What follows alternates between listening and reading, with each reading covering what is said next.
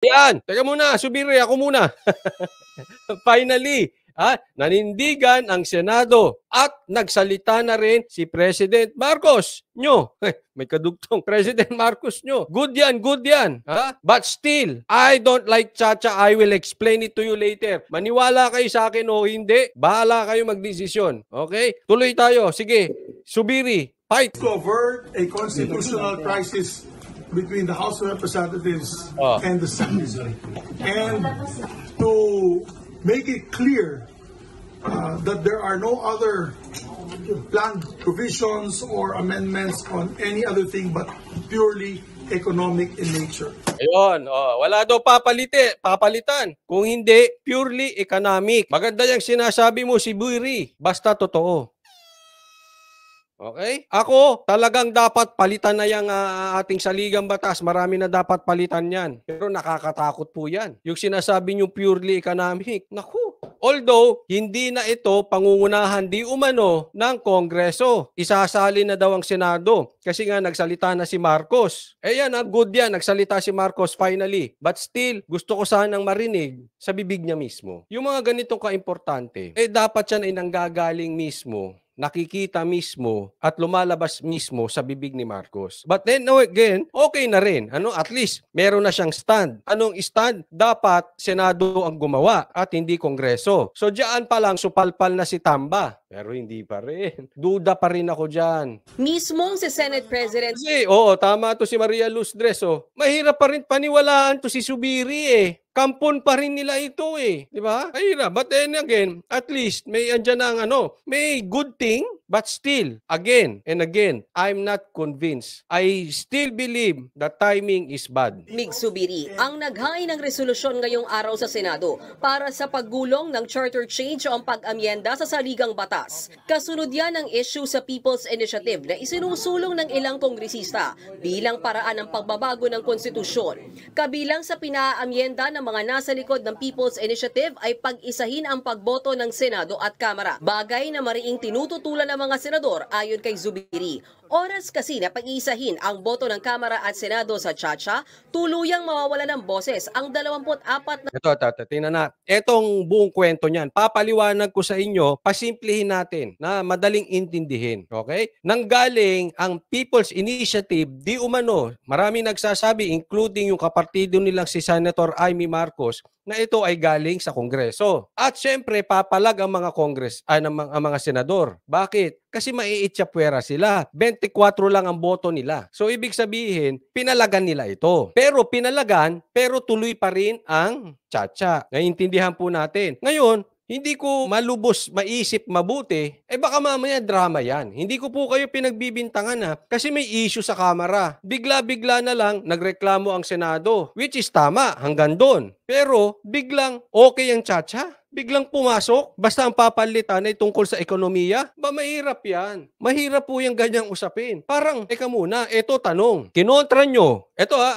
pag-usapan natin yung Senado, kinontra ninyo yung People's Initiative, di umano ng Kongreso, na kayo dapat ang magsasalang, di umano, dahil sinabmit nyo yan, gusto nyong gumulong yan, pero sa madaling salita, gugulong pa rin. Di parang ganun din, inalis nyo lang sa Kongreso, lumipat lang sa inyo. Ang tanong, eto tatandaan nating tanong, eto pinakamatinding tanong. Huwag tayong papaligaw dito. Usapan ng Kongreso, usapan ng Senado, asaan tayo? Asaan ka sa usaping ito? Sa madaling salita, papalitan nyo ang batas, kayo lang ang mag-uusap. Asaan tayo? Aasaan ang ordinaryong Pilipino? Yes, maganda ginawa ng senador, pumalag kayo, but still, your effort is not good enough. Dahil People's Initiative yan. Kung galing pa rin yan sa inyo, political initiative yan. Hindi galing sa amin. So ang ginusto nyo, ayaw nyo, nagalit kayo sa Kamara, huwag kayong gawing salingkit. But teka muna, mga ano kayo? Kami ginawa nyo salingkit Sige nga,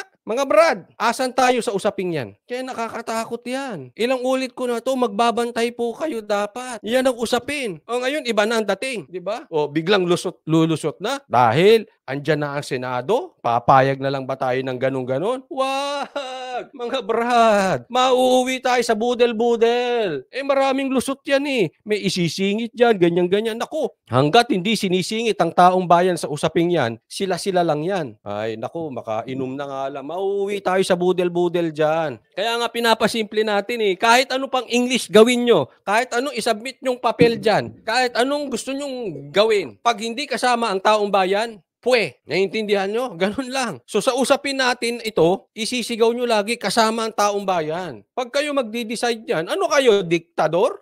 Kaya pinasisimple natin, sigaw nyo ngayon. Asan kami? Hindi karapatan nyo. Tandaan nyo ha, ang tao, ang mamamayan, malakas lang kayo before the election. After the election, na kayo sa kanila. Ngayon, before the chacha, malakas kayo. After chacha, na rin kayo ulit. Now, this is the time to speak up. Papayag ba kayo? Papayag. Ako, hindi. Kaya nga ako nagsasalita huwag kayo papayag. Wag natin paikot-ikutin tayo ng mga batas-batas nila. Bahala kayo sa batas ninyo. Isalin nyo kami, period. Magkasabwat yang sina BBM, Zubiri at Romualdez. Correct. Senador, kumpara sa mahigit 300 kongresista. Alam mo, lahat ng mga kasamahan ko, atat na umatake. At sabi ko sa kanila, pag lumaban tayo, there's a point of no return. Kasi kung magkakainitan ng dugo ang House and Senate, paano natin may ipapasa yung mga batas natin? Yun. May punto si Zubiri. Ganin din yan. Aatake sila, magtatalo sila. Sa akin, drama yan. Okay? Hindi ko po kayo pinagbibintangan na nagdadrama kayo o hindi. It's not about it. Pero kung kayo lang ang maglalaban-labang, para sa akin, tatawagin kong drama yan. Sali nyo taong bayan. Patunayan nyo sa amin na lahat ng diskusyon dyan sa Chacha, kasama ang taong bayan. Napakadelikado. Pag hindi nyo, it's all drama. Nang malaman ni Zubiri ang tungkol sa pirmahan para sa People's Initiative, humingi siya agad ng hiwalay na meeting kay Pangulong Bongbong Marcos. I'd like to thank the President for his comment that the PI is too divisive. He even said na, and I thank the President for this, because he even said na, dati ako senador. Bilang dating senador, hindi din ako papayag na ma-undermine o ma-diminish ang kapangyarihan ng Senado. Tama yung sinasabi niya, divisive yan. Divisive sa senador at saka sa Congress. Totoo naman eh. Gagawin kayong tanga, gagawin kayong etchapuera, ba't teka muna? Diba? Tama yan, divisive. Tama si Marcos dyan, divisive yan. Pero teka muna, pag itinuloy nyo yan na hindi kami kasama, hindi na nga divisive, nagkaisa lang kayo. Anong kilalabasan nyo sa amin? Hindi kami ginawa ninyong salinggit? May mga gunggong itong mga ito. Tatandaan nyo, ang pinaka-importante dyan, yung taong bayan. Asaan na? Wag nyo kami inuuto, mga brad. Kami yung mga hindi na budel-budel. Okay? So, you don't utu-utuas. Kahit ganito kami. Ganito talaga kami. Oy, Spencer Lacalle, shoutout sa'yo. Tama-tama. Mabuhay Spencer Lacalle. Diretso tayo. Harap din daw nung nakaraang linggo si Senate President Zubiri at House Speaker Martin Romualdez para pag-usapan ng Chacha. Nitong January 11. Nakakatakot eh. Sila nag-uusap dyan. Mahirap, brad. At the end of the day, isa kulay niyan. Budel-budel yan eh. Hindi natin inuhusgahan sila. Pero triangle opens yan. Hindi lang Senate, Congress, people. Mamamayan. Nagkaroon muli ng meeting ang mga lider ng Senado at Kamara kasama si PBBM. And ang sabi niya sa akin at kay Speaker, sabi niya, why doesn't the Senate take the lead in the discussions of the economic provisions, and then you approve your version, which the House can adopt.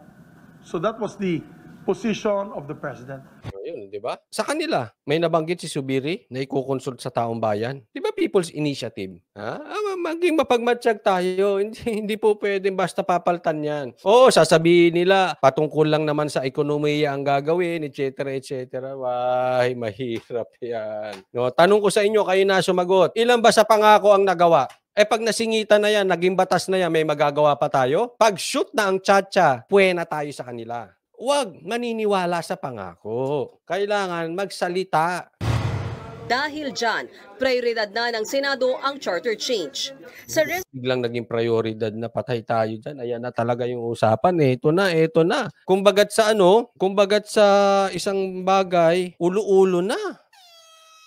Nakauma. Ano may ibig sabihin ng ulo-ulo? ano na nakaumang na. O sabi ni Spencer Lacalle, the plan kasi nila eliminate Sara, lahat naman sila dyan ay against sa Duterte. They just playing the people to show na may balance. Correct. Kaya, tama si Spencer Lacalle. Kaya nga sabi ko, kahit anong pagtatalo nila dyan, whether it's totoo or hindi totoo, all drama. Sabi nga ng isang kanta, just selling the drama. Excuse me po, we are not the budel-budel group. You cannot sell us the drama. You know why? Because we ask for receipt. Resibo ang lagi naming hinihingi. I don't care about what you are going to say. I don't care about you selling the drama. I will not buy it. I want receipt. I thank you. Don't forget for 2025, Coach Oli for Congress. Ay naku, nagkaloko-loko na. Hindi po ako tatakbo ha. Basta kailangan talaga sinasanay natin ng taong bayan na hindi mabilis mabola. Huwag tayong magpapabola. Kailangan hingi tayo lagi resibo, hingi tayo ebidensya, hindi pwede niwala basta-basta. Ito, pinag-uusapan na, konti na lang to. It's about time magsisigaw, konti na to umapayag na Pumapayag ng Senado